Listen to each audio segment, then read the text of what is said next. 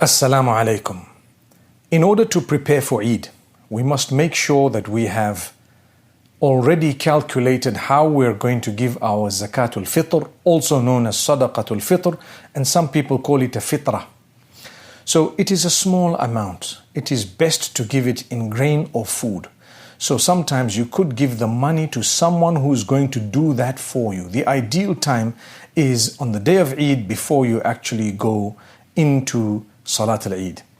But you may give it to the person who's going to execute it on your behalf slightly in advance. So from now you can give the charitable organization to say, listen, on the day of Eid, early morning, we need the sadaqatul fitr to happen, whether it's happening in whatever country it is from among those who are needy, you get it done for us. And if they're trustworthy, alhamdulillah, it's a good thing. So we prepare for that because your fasting, the acceptance of it is closely connected to this sadaqatul fitr. You need to reach out to the people.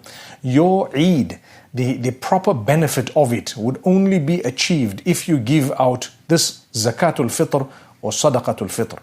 Everyone should give that. So we ask Allah Almighty to help us. Another thing is, when we're preparing for the day of Eid, many people prepare in a few ways. What do?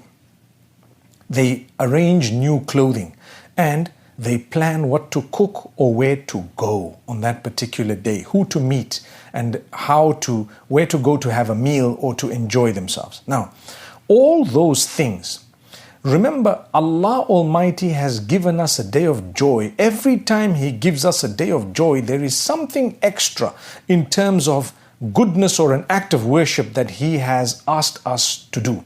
Even if you're getting married, there is an extra khutbah. There is a little ceremony or an occasion where the officiation takes place, and there is a little reminder. A reminder to watch your tongue, a reminder to be dutiful, a reminder to fulfill each other's rights. That is an extra act of worship. When it comes to the days of Eid, there is a sixth salah that you should engage in, which you must fulfill as Salatul Eid. So it's not only Fajr, Dhuhr, Asr, Maghrib and Isha, but there is Salatul Eid to fulfill on that particular day. It's not farad, but it is extremely important and you must fulfill it.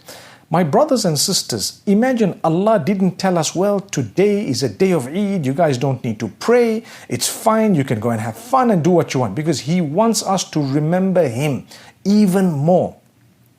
To thank Him for the fact that He's given us such a beautiful extra, meaning a day of happiness and joy.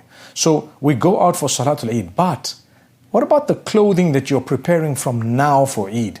How is the cut? How is the fit? How is the look?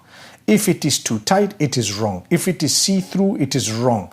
If it is, for example, very thin material where the shape of your body is seen, it is wrong in terms of what Allah wants. Now, you need to make sure the material is, this is for both male and female. You need to make sure the material is not too thin or see-through. You need to make sure that the fit is not too tight. You need to make sure that it is not showing parts of your body that you're not supposed to be showing. That is called Eid. That's a true celebration. You can do it. You can do it. If you want to celebrate truly, celebrate with the virtue of Allah. Celebrate because of the gift of Allah, and make sure the celebration itself doesn't become a means of our downfall. Similarly, you want to cook. What are you going to cook? What are you going to eat? May Allah grant us goodness. It's difficult. It's not easy. Sometimes there is a gathering of family members. Make sure you're being fair. Don't let the host be the only one who's going to be preparing things, because then it won't really be an Eid for them. But everyone needs to chip in and everyone needs to bring something. Everyone needs to, perhaps in some families they have a rota or a roster where each one does something. And at the same time, some people, and it's become a trend, would go out to eat. Where are you going to? Who are you going with? Who are you going to meet? All of those questions need answering. You know, if you're doing the wrong thing on the day of Eid, Don't choose the day of Eid to do the wrong thing. I'm not saying do wrong things outside of that, but I am saying it's worse if it is the day of Eid. Allah gave you a day of rejoicing.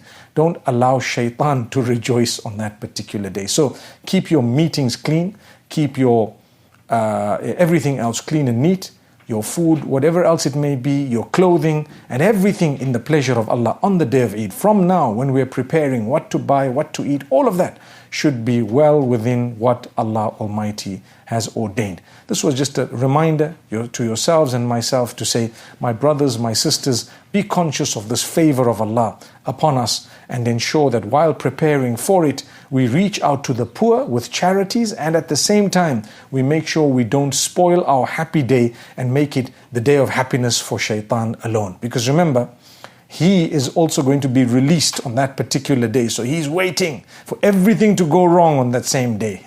May Allah grant us goodness. أقول قولي هذا وصلى الله على نبينا محمد.